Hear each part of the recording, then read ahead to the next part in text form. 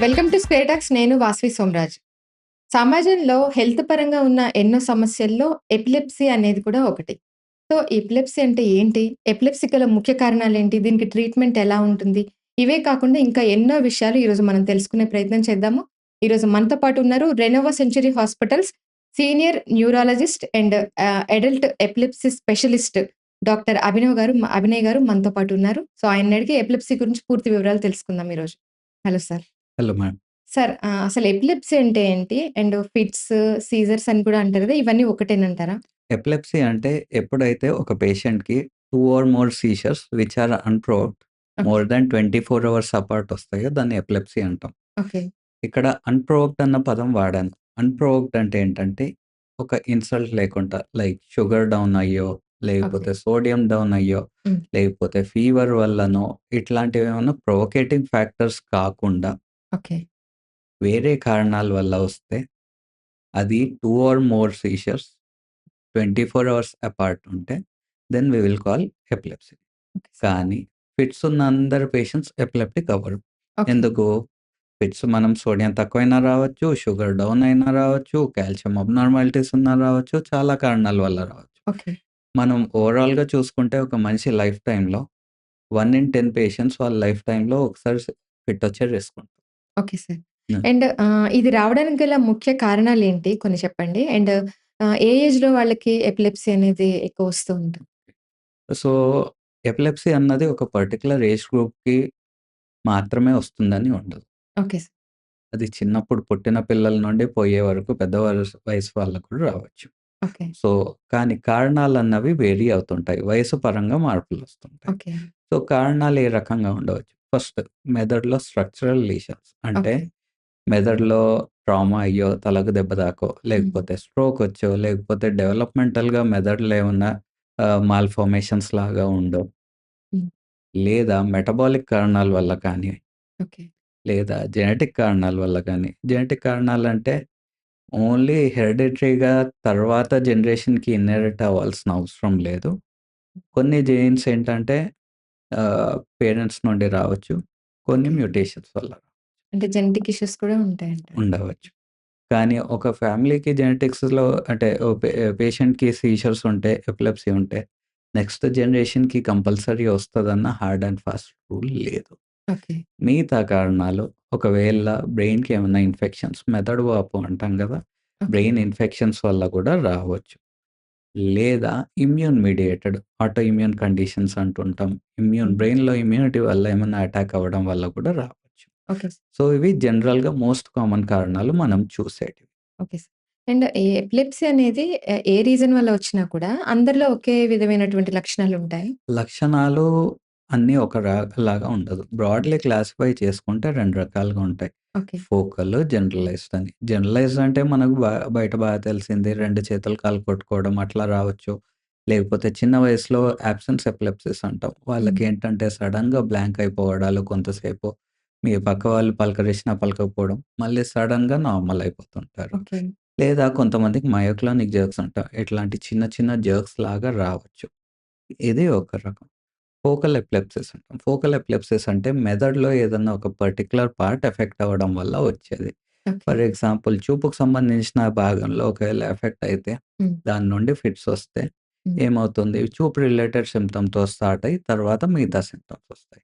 Okay. ఒకవేళ మన వెనికికి సంబంధించిన భాగాల్లో ఉంటే ఆ ఏరియా రిలేటెడ్‌తో సిమ్టమ్స్‌తో స్టార్ట్ అయ్యి అది స్ప్రెడ్ ఎలా అవుతుందో దాని పరంగా సిమ్టమ్స్ వస్తాయి.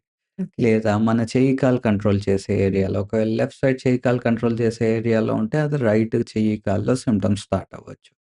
సో, మెదడులో ఏ భాగం ఎఫెక్ట్ అయింది దాని రిలేటెడ్ సిమ్టమ్స్ రావచ్చు. Okay sir. అండ్ మనం ఎక్కువ శాతం చూస్తూ ఉంటాం తరచుగా. ఎవరైనా సడెన్‌గా ఎక్కడైనా పడిపోయినప్పుడు వెంటనే వారి నోట్లో స్పూన్ పెట్టడం, చేతిలో తాళాలు పెట్టడం తగ్గిపోతుంది అని. నిజంగా ఇలా చేయడం వల్ల రికవరీ అనేది ఉంటుందా? యూజువల్‌గా మేడం ఒక ఫిట్ అన్నది 2-3 మినిట్స్‌లో దానికదే సెట్ అయిపోతుంది. ఓకే. ఓకేనా? అది తాళాలు పెట్టడం వల్లనో, నోట్లో గుడ్డలు కొట్టుకోవడమో, స్పూన్‌లో పెట్టడమో, రబ్బర్ చెప్పులు పెట్టడం వల్లనో తగ్గదు. ఓకే. అది యాక్చువల్‌గా రాంగ్ పర్సెప్షన్. యూజువల్లీ ఫిట్స్ వచ్చిన వాళ్ళలో ఫస్ట్ ఎవరైనా మీరు రోడ్ మీద ఎవరు చూసినా గాని మొదలు చేయాల్సింది కొంత బ్రీతబుల్ స్పేస్ ఇవ్వాలి పేషెంట్ చుట్టూ. అంత గుమిగూడవద్దు. ఓకే. పేషెంట్‌ని ఒక పక్కకు తిప్పి పడుకోబెట్టాలి. హ్మ్. మెడ చుట్టూ టైయో లేకపోతే టైట్‌గా బటన్స్ ఏమన్నా పెట్టుకుంటే అది కొంత రిలాక్స్ అవ్వాలి. ఓకే. చుట్టుపక్కల ఏమన్నా షార్ప్ ఆబ్జెక్ట్స్ ఏమన్నా ఉన్నాయనుకోండి, వాటికి దూరంగా ఉంచాలంటే ఏమన్నా దెబ్బ తాకేతట్టు హ్మ్. అలాంటివి ఏమన్నా ఉంటే వాటిని దూరంగా జరపాలి. పేషెంట్‌ని ఒక పక్కకు తిప్పి పడుకోబెట్టాలి. ఓకే. సరేనా? తర్వాత ఒకవేళ ఫిట్స్ 3 నిమిషాల కంటే ఎక్కువ అయితుందంటే ఎమర్జెన్సీకి కాల్ చేయాలి. ఓకే. సరేనా? యూజువల్లీ తాళాలు పెట్టడాలు, నోట్లో చెప్పులు కుక్కడాలు, బట్టలు కుక్కడాలు దీనివల్ల ఏమీ అవ్వదు. ఓకే. అంటే దీన్ని ఎలా డయాగ్నోస్ చేస్తారు sir? Usually fits diagnosis, epilepsy diagnosis ఏంటంటే హ్మ్. First history. ఓకే. ఎందుకంటే పేషెంట్ ఇచ్చే హిస్టరీతోనే మనకు ఏ టైప్ ఆఫ్ ఫిట్స్ అన్నది డయాగ్నోస్ అవుతది. ఓకే. ఆ ఫిట్స్ పరంగా మనం ఎక్కడి నుండొస్తుంది అని కొంచెం గ్రహించి దాన్ని బట్టి అవసరానికి తగ్గట్టుగా ఈఈజీ చేసి, ఈఈజీలో మార్పులు బట్టి తలకు స్కాన్‌లు, ఎంఆర్ఐలు కానీ, అవసరం పడితే పెట్ స్కాన్‌లు ఇవన్నీ చేస్తుంటాం. ఓకే. అండ్ మీరు మెడికేషన్స్ ఇస్తూ ఉంటారు కదా సార్! అవి ఇంకా ఇలా ప్రాబ్లమ్ ఉన్నవాళ్ళు లైఫ్ లాంగ్ మెడికేషన్‌లో ఉండాలా? ఆహ్, ఒకవేళ ఆపేస్తే వచ్చే ప్రాబ్లమ్స్ ఏంటి? ఒకవేళ for example patient sodium down అవ్వడం, షుగర్ డౌన్ ఇలాంటి వాటి వల్ల వచ్చే ఫిట్స్‌కి ఓకే. మెడికేషన్ అవసరం పడదు. ఓకే. అండర్‌లైన్ కాజ్‌ని ట్రీట్ చేసుకుంటే సరిపోతది. ఓకే. కొంతమందికి సింగిల్ టైమ్ ఫిట్ వస్తది లైఫ్ లాంగ్‌లో. హ్మ్. ఓకే. వాళ్ళకు ఈఈజీ, ఎంఆర్ఐ నార్మల్ ఉందనుకోండి. హ్మ్. ఇట్ ఈస్ అంటే ఫ్యూచర్ రిస్క్ ఎట్లా ఉందో డిసైడ్ చేసి దాన్ని బట్టి మెడికేషన్స్ పెట్టాల్సొస్తది. ఓకే. కానీ ఒకవేళ మనకు ఈఈజీలో గానీ, స్కాన్‌లో కానీ మార్పులుండి దాని పరంగా మెడికేషన్ పెడితే యూజువల్లీ ఏంటంటే అట్‌లీస్ట్ మినిమమ్ ఆఫ్ 2 ఇయర్స్ ఇస్తాము. ఓకే. 2 ఇయర్స్ వరకు ఫిట్స్ లేకుండా ఉంటే, దాని తర్వాత మెల్లగా తగ్గించడానికి ప్రయత్నం చేస్తాం. కానీ తగ్గించేటప్పుడు కొంతమందిలో తిరగబడే ఛాన్సెస్ ఉంటాయి. ఓకే. సో, అలాంటి వాళ్ళలో కొంత ప్రొలాంగ్‌గా తీసుకోవాలి. కొన్ని రకాల జనరలైజ్డ్ ఎపిలెప్సిస్‌లో ఏంటంటే, ఆల్మోస్ట్ లైఫ్ లాంగ్ తీసుకోవాల్సిన కండిషన్స్ ఉంటాయి. కొన్ని ఓకే. రకాల ఫోకల్ వాటిలలో గూడా లైఫ్ లాంగ్ తీసుకోవాల్సి రావచ్చు. Depending on the underline diagnosis and condition. Okay. And ఎవరిలోనే ఇది ఎక్కువ తీవ్రత ఉన్నప్పుడు ట్రీట్మెంట్ ఆప్షన్స్ ఎలా ఉంటాయి? అండ్ కొంతమంది ట్రీట్మెంట్‌కి రెస్పాండ్ అవ్వరు గదా! వాళ్ళని ఎలా ట్రీట్ చేయగలుగుతారు మీరు? So, treatment options madam usually 70% of the epilepsy patients హ్మ్. ట్రీట్మెంట్‌కి రెస్పాండ్ అవుతారు. ఓకే. వాళ్ళకు ప్రాపర్‌గా అంటే డయాగ్నోసిస్ ఏ రకమైన ఫిట్స్ అన్నది డయాగ్నోస్ చేసి, దానికి అప్రోప్రియేట్‌గా fit medication, anti seizure medications అంటాం. ఓకే. ఒకవేళ అది పెడితే యూజువల్లీ 70% వాళ్ళకి కంట్రోల్ అవుతది. ఒకవేళ ఫస్ట్ మెడికేషన్‌కి కంట్రోల్ అవ్వాలి అంటే either we will change over to the other medication which is more effective లేకపోతే యాడ్ ఆన్ చేస్తుంటాం. ఓకే. కానీ అప్పుడప్పుడు ఏమవుతదంటే 2 ఆర్ మోర్ మెడికేషన్స్ ప్రాపర్‌గా ట్రయల్ ఇచ్చిన తర్వాత కంట్రోల్ రాకపోతే వాళ్ళను డ్రగ్ రెసిస్టెంట్ ఎపిలెప్సీ అంటాం. ఓకే. డ్రగ్ రెసిస్టెంట్ అంటే డ్రగ్ రిఫ్రాక్టరీ అంటే మనం ఇచ్చిన మందుకు సరిగ్గా ఫిట్స్ కంట్రోల్ అవ్వట్లేదు. ఓకే. అలాంటి సిట్యుయేషన్‌లో ఏంటంటే వేరే ట్రీట్మెంట్ ఆప్షన్స్ ఉంటాయి. హ్మ్. ఏం ట్రీట్మెంట్ ఆప్షన్స్ ఉంటాయి? ఫస్ట్ ఒకటి సర్జికల్ ఆప్షన్. ఒకవేళ ఫోకల్ ఎపిలెప్సిస్ అంటే మెదడులో ఏదన్నా ఒక పర్టిక్యులర్ ఒక పాయింట్ ఉంది, ఫోకస్ ఉంది. దానివల్ల వస్తున్నాయంటే దాన్ని సర్జరీ చేసి తీసేస్తాం. ఓకే. తీసేస్తే ఏంటంటే వాళ్ళకు సీజర్ ఫ్రీడమ్ వచ్చే ఛాన్సెస్ ఉంటాయి. ఓకే. లేదు మల్టిపుల్ ఫోకై ఉన్నాయి. మెదడులో 2, 3 పాయింట్స్ నుండి అట్లా వస్తున్నాయి. హ్మ్. వాటికి న్యూరోమాడ్యులేషన్ థెరపీస్ అని ఉంటాయి. న్యూరోమాడ్యులేషన్ థెరపీస్‌లో కామన్‌గా ఏంటంటే వేగల్ నర్వ్ స్టిమ్యులేషన్ అంటాం. వీఎన్ఎస్, డీప్ బ్రెయిన్ స్టిమ్యులేషన్స్ అంటాం. ఓకే. లేకపోతే ఆర్ఎన్ఎస్ అంటాం. ఆర్ఎన్ఎస్ అన్నది ఇండియాలో ఇంకా అవైలబుల్ లేదు. వీఎన్ఎస్, డీబీఎస్ అన్నది ఇండియాలో అవైలబుల్ ఉన్నాయి.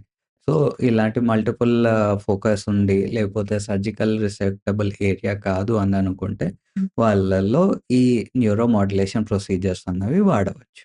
ఓకే. అండ్ వీళ్ళ ఫుడ్ డైటరీ ఎలా ఉంటుంది సార్? ఏమైనా చేంజ్ చేయాల్సి ఉంటుందా? ఇవే తినాలి, అవి తినకూడదు అని ఏమైనా? సో, యూజువల్లీ ఏంటంటే, ఈ డ్రగ్ రెసిస్టెంట్ ఎపిలెప్సీ కేసెస్‌లలో ఇంకా ఈవెన్ పీడియాట్రిక్ ఎపిలెప్సీస్‌లో కొన్ని కండిషన్స్‌లలో మనం కీటో డైట్ అని అంటుంటాం గదా! అవును సార్. సో, కీటో కిటోడే. డైట్ అన్నది వాడుతుంటాం. హ్మ్. లేకపోతే లో గ్లైసెమిక్ ఇండెక్స్ థెరపీ అని, medium chain triglyceride related treatment అని అంటే హ్మ్. మన డైట్‌లో మోడిఫికేషన్స్ చేస్తూ ఇస్తుంటాం. హ్మ్. ఎవరికైతే మందులతో కంట్రోల్ అవ్వట్లేదో డైటరీ ఈ పద్ధతుల పరంగా చేస్తే వాళ్ళకు సీజర్ కంట్రోల్ వచ్చే ఛాన్సెస్ ఉంటాయి. కొన్ని రకాల పీడియాట్రిక్ జెనెటిక్ ఎపిలెప్సిస్‌లలో వాడుతుంటాం.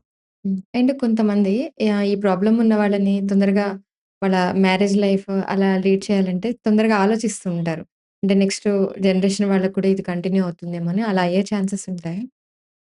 ఒక్క పేషెంట్‌కి ఎపిలెప్సీ ఉంటే హ్మ్. నెక్స్ట్ జనరేషన్‌ని కంపల్సరీ వస్తది అని లేదు. ఓకే. కొన్ని ఇన్‌హెరిటబుల్ కండిషన్స్ ఉంటాయి. హ్మ్. అదేమన్నా ఉంటే యాక్చువల్‌గా అప్పటికే డయాగ్నోస్ అయ్యుంటే డాక్టర్సే చెప్తారు దాని పరంగా. నెక్స్ట్ జనరేషన్స్‌కి ఏమన్నా రావచ్చా అన్నది. ఓకే. కానీ ఉన్న అందరికీ నెక్స్ట్ జనరేషన్‌కొస్తది అని కాదు. Okay. And one more thing, మీరు మ్యారేజ్ లైఫ్ గురించి అడిగారు. యాక్చువల్‌గా మ్యారేజ్ చేసేటప్పుడు ఏంటంటే అపోజిట్ పార్టీ వాళ్ళకు ఎవరి స్పౌసో, గ్రూమో హూఎవర్ హ్మ్. ఇట్ ఈస్ వాళ్ళకేంటంటే మీరు చెప్పాలి. హ్మ్. ఏంటంటే ఇట్లా సో అండ్ సో కండిషన్ ఉందని. చాలామందేంటంటే చెప్పకుండా పెళ్లయిన తర్వాత కానీ రివీల్ చేస్తారు. ఓకే. ఎందుకంటే మళ్ళీ ఏమన్నా ప్రాబ్లమ్ అవుతుందా మ్యారేజ్‌కని. హ్మ్. చెప్పకుండా చేస్తే తర్వాతొస్తే అది మోసం చేశారు అని గూడా అనుకుంటారు అవును సార్. కొంతమంది. అందుకే ముందే డిక్లేర్ చేయాలి. ఆహ్, ఫ్యామిలీ మెంబర్స్ ఎవరినైతే పెళ్లి చేసుకుంటున్నారో వాళ్ళ ఫ్యామిలీకి గాని ముందే చెప్పాలి గదా! అంటే సో అండ్ సో కండిషన్ ఉంది. మందులు వాడుతున్నారు. దాని పరంగా ట్రీట్మెంట్‌లో ఉంది. హ్మ్. కంట్రోల్‌లో ఉంది. మీకేమైనా డాక్టర్ ఉంటే మీ డాక్టర్‌తో మాట్లాడిచ్చండి. కానీ ముందున్న ఫ్యామిలీ మెంబర్స్‌కి తప్పకుండా చెప్పాలి. అది అబ్బాయి వాళ్ళకి కానీ, అమ్మాయి వాళ్ళకి కానీ ఓకే. డెఫినిట్‌గా చెప్పాలి. ఓకే. అంటే వాళ్ళు గూడా సాధారణ లైఫ్‌ని గడపొచ్చు మామూలుగా సాధారణ లైఫ్ అందరు. చెప్పాను గదా! 70% మందికి మందులతో మంచి కంట్రోల్ ఉంటుంది. ఓకే. అంటే కొంతమంది వాళ్ళ ఫీల్డ్స్ ఉంటాయి గదా సార్! మేబీ డ్రైవింగ్ చేయడం అవ్వచ్చు. ఇంకా సంథింగ్ వాళ్ళ జాబ్ రోల్ ఉంటుంది. సో, అలా వెళ్ళినప్పుడు వాళ్ళేమైనా జాగ్రత్తలు తీసుకోవాలా? సడెన్‌గా ఏమైనా అయితే ప్రాబ్లమ్ గదా! సో, యూజువల్లీ మేడం యాక్చువల్‌గా డ్రైవింగ్ అని అడిగారు. డ్రైవింగ్ పరంగా చూసుకుంటే ఆహ్, కొన్ని స్టేట్స్ ఆఫ్ అమెరికాలో ఒక్కొక్క స్టేట్‌కి ఒక్కొక్క పరంగా ఉంటుంది రూల్. ఓకే. కొన్ని ప్లేసెస్‌లోనేమో 6 మంత్స్ వరకు ఫిట్ వచ్చిన తర్వాత 6 మంత్స్ వరకు నడపవద్దు. హ్మ్. కొన్ని ప్లేసెస్‌లో 1 ఇయర్ వరకు నడపవద్దు. Depending on state. ఓకే. మన దగ్గర అంటే యూజువల్లీ ఫిట్స్ వచ్చే పేషెంట్‌కి మేము చెప్తుంటాం డ్రైవ్ చేయొద్దని. ఓకే. కొంతమందికి కంట్రోల్ లేని వాళ్ళకి కూడా చెప్తుంటాం హ్మ్. డ్రైవ్ చేయకండి. ఎందుకంటే మీ ప్రాణాలకు ముప్పు, ముందు వాడి ప్రాణాలకి ముప్పు అని. హ్మ్. కానీ చాలామందేంటంటే ఇండియాలో ఇగ్నోర్ చేస్తుంటారు. దాని ఇంపార్టెన్స్ తెలియదు. ఓకే. ఎందుకంటే డ్రైవింగ్ చేసే టైంలో ఒకవేళ ఫిట్స్ వస్తే వాళ్ళ ప్రాణాలకు ముప్పవుతది. వాళ్ళకి ఓకే. దెబ్బలు తాకవచ్చు, పడి ఫ్రాక్చర్స్ అవ్వచ్చు, తలకు దెబ్బలు తాకితే బ్లీడింగ్ లాంటివవుతాయి. హ్మ్. చాలా ఇబ్బందవుతది. హ్మ్. ఎందుకంటే వెళ్ళేటప్పుడు ముందర వాడిని గుద్దవచ్చు, పక్క వెహికల్ ఏమన్నా ఎళ్తుందంటే దానికి ఏమన్నా యాక్సిడెంట్‌లేమన్నా అయితే ఇబ్బంది. సార్ ఇలా వచ్చేటప్పుడు వాళ్ళకి అంటే తరచుగా వస్తూ ఉన్నాయనుకోండి. వాళ్ళకేమైనా ముందుగా ఈ సింప్టమ్స్ అర్థమవుతాయా? మాకు ఇంకా రాబోతోంది. మేమిలా సిక్ అవుతామేమో అని? దాన్ని ఆరా అంటాం మేడం. హ్మ్. కొన్ని రకాల ఎపిలెప్సీస్ అన్నిట్లల్లో కాదు. కొంతమందికి మాత్రం ఆరా అని ఉంటది. ఆరా అంటే వచ్చే ముందు వార్నింగ్ సైన్ లాగా. హ్మ్. ఫర్ ఎగ్జాంపుల్ నేను ఇంతకుముందు అనుకున్నట్టుగా ఒకవేళ చూపుకు సంబంధించిన ఏరియాలో ఉందనుకోండి, హ్మ్. వాళ్ళకు విజువల్ రిలేటెడ్ సింప్టమ్స్ వస్తుంటాయి. హ్మ్. అంటే కొంతమందికి కంటి ముందు లైట్స్ లాగా, కొంతమందికి సర్కిల్స్ లాగా హ్మ్. ఇలాంటి సింప్టమ్స్ అన్నవి వస్తుంటాయి. ఓకే. కొంతమందికి వినికిడిలో స్పెసిఫిక్ టైప్ ఆఫ్ సౌండ్స్ లాగా వస్తుండవచ్చు. హ్మ్. కొంతమందికి కడుపులోంచి ఇట్లా రైజింగ్ సెన్సేషన్ లాగా, వెంట్రుకలు నిల్చున్నట్టుగా, హ్మ్. కొంతమందికి భయంగా, కొంతమందికి గుండె దడలాగా, కొంతమందికి స్పెషల్లీ ఓ డిఫరెంట్ స్మెల్స్ లాగా. కొంతమంది చెప్తారు నాకు విక్స్ వేపరప్ లాంటి స్మెల్ వస్తది ఫిట్ వచ్చే ముందు అని. ఓకే. కొంతమందికి ఫౌల్ స్మెల్లింగ్ స్మెల్ రావచ్చు. హ్మ్. కొంతమందికి ఆల్టర్ టేస్ట్ సెన్సేషన్ గూడా ఉండవచ్చు. హ్మ్. కొంతమందికేంటంటే ఏదో వేగ్ సెన్సేషన్ ఉంటది. వాళ్ళకి తెలుస్తుంటుంది. కానీ వాళ్ళు ఏ సెన్సేషన్ అన్నది గూడా చెప్పలేరు. కొంతమందికి నాకు తిమ్మిరిలాగా వస్తుంది తలలో. ఓకే. కళ్ళు తిరిగినట్టు అనిపిస్తుంది. కానీ తర్వాత ఏమవుతుందో తెలీదు. ఓకే. ఇట్లాంటి కొంత వార్నింగ్ సైన్స్ కొంతమందిలో ఉంటాయి. ఓకే. బ్రెయిన్‌లో కొన్ని భాగాలు ఎఫెక్ట్ అయితే మాత్రం అవి హ్మ్. తెలియకపోవచ్చు. ఓకే. అండ్ మామూలుగా ఏ హెల్త్ ఇష్యూ వచ్చినా డాక్టర్స్ ఫస్ట్ సజెస్ట్ చేసేదేంటంటే కొన్ని హ్యాబిట్స్‌కి దూరంగా ఉండమని చెప్తూ ఉంటారు. అందులో మెయిన్ ఉన్న ముఖ్యమైనవి 2 ఏంటంటే స్మోకింగ్, డ్రింకింగ్ అనేది వద్దంటారు. సో, వీళ్ళు అయినా కూడా చెప్తే వినకుండా కొంతమంది చేస్తూ ఉంటారు కదా సార్! దానివల్ల ఇంకా ఎక్కువ తీవ్రత పెరిగే అవకాశాలుంటాయా వాటి వల్ల ఏమైనా? Especially alcohol madam. హ్మ్. కొంతమంది క్రానిక్ ఆల్కహాలిక్స్ ఉంటారు. వాళ్ళు తాగి, తాగి ఆపేసి ఆల్కహాల్ విత్‌డ్రావల్ సీజర్‌లో రావచ్చు. లేకపోతే తాగి, తాగి దానివల్ల వచ్చే కాంప్లికేషన్స్ వల్ల ఫిట్స్ కూడా వస్తాయి. ఓకే. అండ్ ఎపిలెప్సీ ఉన్న పేషెంట్స్‌లో ఆల్కహాలిజం అన్నది అవాయిడ్ చేయాలి. ఓకే. ఓకే. ఆల్కహాల్ అనే కాదు, స్మోకింగ్ అయినా ఏదైనా అవాయిడ్ చేయాలి. And okay. మెయిన్‌గా ఇన్ అదర్ వే చెప్పుకోవాలంటే there are many triggers. Alcohol is one of the trigger. Okay. అంటే ఫిట్స్ ఎపిలెప్సీ ఉన్న పేషెంట్స్‌లో ఫిట్ ట్రిగ్గర్ అవ్వడానికి కారకాలు. హ్మ్. స్లీప్ డిప్రైవేషన్ గూడా ఒక ట్రిగ్గర్ అవ్వచ్చు. ఓకే. ఆల్కహాలిజం గూడా ఒక ట్రిగ్గర్ అవ్వచ్చు. హ్మ్. స్ట్రెస్ వల్ల వాళ్ళు మెడికేషన్ మిస్ అయినా ట్రిగ్గర్ అవ్వచ్చు. హ్మ్. కొంతమంది ఏంటంటే ఫ్లాషింగ్ లైట్స్‌కి ఎక్స్‌పోజ్ అయినా ట్రిగ్గర్ అవ్వచ్చు. ఓకే. సో, ఏంటంటే first trigger management is important okay. ఈ పేషెంట్స్‌లో. ఓకే. అండ్ ఈ పేషెంట్స్‌లో సైకలాజికల్ ప్రాబ్లమ్స్ కానీ, మెమరీ ఇష్యూస్ కానీ ఏమైనా వస్తాయా? ఆహ్, ఎపిలెప్సీ పేషెంట్స్‌లో కొంతమందికి యాంక్సైటీ, ఓకే. డిప్రెషన్ ఇలాంటి సింప్టమ్స్ రావచ్చు. ఓకే. యాక్చువల్ చాలామంది ఏంటంటే ఆహ్, ఎపిలెప్సీ పేషెంట్స్‌లో బికాస్ ఆఫ్ రిపీటెడ్ సీజర్స్ ఉండడం వల్ల హ్మ్. కొంత డిప్రెషన్ అన్నది ఉండవచ్చు. అది బయటికి క్లినికల్‌గా మనకు కనిపియకపోవచ్చు. హ్మ్. సబ్ క్లినికల్‌గా కొంత ఉంటూ ఉండవచ్చు.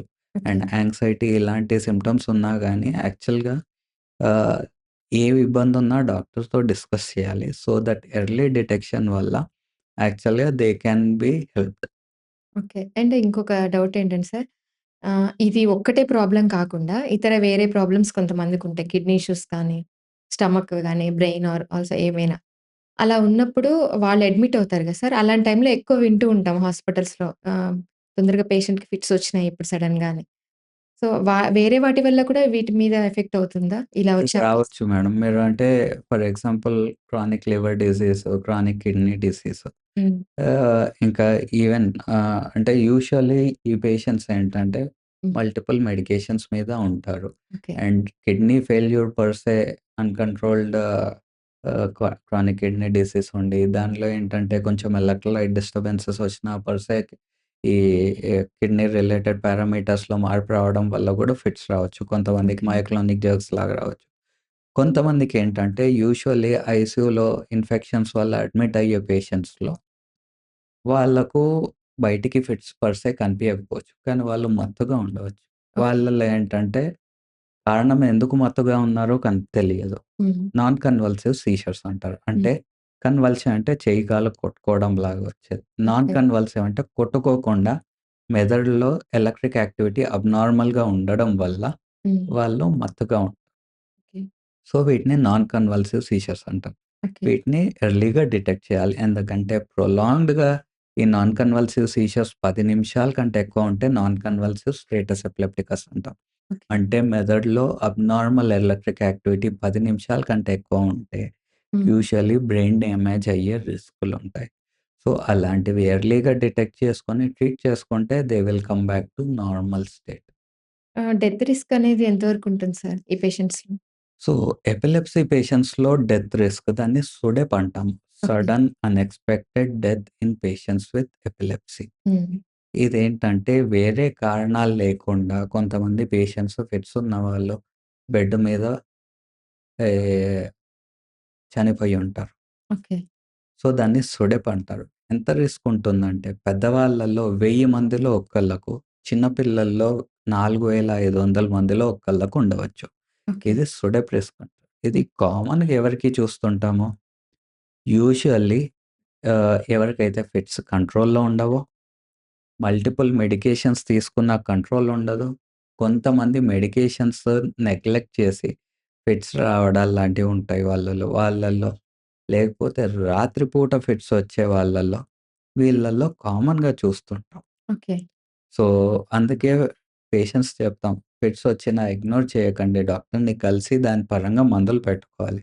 ఎందుకంటే సరిగ్గా మందులు తీసుకోకపోతే ఇలాంటి రిస్క్ అన్నది ఒకటి ఉంటుంది. ఓకే. సుడెప్ రిస్క్ అనే కాదు. ఈవెన్ ఫిట్స్ వచ్చినప్పుడు అప్పుడప్పుడు కొంతమందికి ఫ్రాక్చర్స్ అవుతుంటాయి. హ్మ్. కొంతమందికి తలకు దెబ్బలు తాకుతుంటాయి. సో, ఇలాంటివన్నీ ఉంటాయి. So, fits control is the most important thing in epilepsy patients. Okay. So, ఈ సుడెప్ రిస్క్ అన్నది అందరితో మనం డిస్కస్ చేయాలి యాక్చువల్ పేషెంట్స్‌తోని. ఓకే. ఎందుకంటే చాలామంది చెప్తుంటారు. ఇట్లా ఫిట్స్ ఉన్నది ఒకళ్ళు చనిపోయారు సడెన్‌గా అని. అవును సార్. వింటున్నా. ప్రాబబ్లీ ఇది ఒక కారణం అయ్యుండవచ్చు. హ్మ్. అండ్ ఆఖరిగా ఒక ప్రశ్న అడుగుతున్నాను. అసలు ఎపిలెప్సీ ప్రాబ్లమ్ లేదు, లేని వాళ్ళకి రాకుండా ఉండాలి, ఇలాంటివి రాకుండా ఉండాలంటే మీరేం చెప్తారు? సో, అదర్ వే చెప్పాలంటే ప్రివెన్షన్. ఓకే. ప్రివెన్షన్ ఏంటి? ఫస్ట్ మీరు ఇంతకుముందు అడిగారు స్మోకింగ్, ఆల్కహాల్ హ్మ్. ఇలాంటివి ఉండడం వల్ల స్ట్రోక్స్ రావచ్చు. హ్మ్. స్ట్రోక్ వస్తే దానివల్ల ఫిట్స్ రావచ్చు. Road traffic accidents okay. వాటి నుండి జాగ్రత్త పడాలి. హ్మ్. దానికి హెల్మెట్ ధరించాలి. హ్మ్. సో, తలకు దెబ్బ తాకితే ఏమవుతది? బ్రెయిన్ పారెన్కైమాకి ఇంజరీ అవుతది. సో, దానివల్ల ఫిట్స్ రావచ్చు. లేదు ఆల్కహాల్ ఇలాంటివి ఉంది. తీసుకొని ఇంటాక్సికేట్ అయినప్పుడు కూడా రావచ్చు. సో, వీటన్నిటికి దూరంగా ఉండాలి. అండ్ ఇన్ఫెక్షన్స్ నుండి కొంత మనల్ని మనం కాపాడుకోవాలి. సో, వీటి వల్ల ఏంటంటే at least we can prevent few things. Okay. Thank you sir. Thank you. చూసారు గదా! డాక్టర్ అభినయ్ గారు చెప్పినట్లు ప్రతి ఒక్కరు గూడా ఇక ముందు గూడా ఇలాంటివి రాకుండా ఉండాలి అంటే ఎటువంటి జాగ్రత్తలు తీసుకోవాలి? అసలు ఎపిలెప్సీ అంటే ఏంటి అనేది ప్రతి ఒక్కరికి ఈరోజు ఈ వీడియోతో అవగాహన వచ్చిందని కోరుకుంటూ, తిరిగి నెక్స్ట్ వీడియోలో మళ్ళీ కలుద్దాం. చూస్తుండండి స్క్వేటర్స్. Thank you for watching.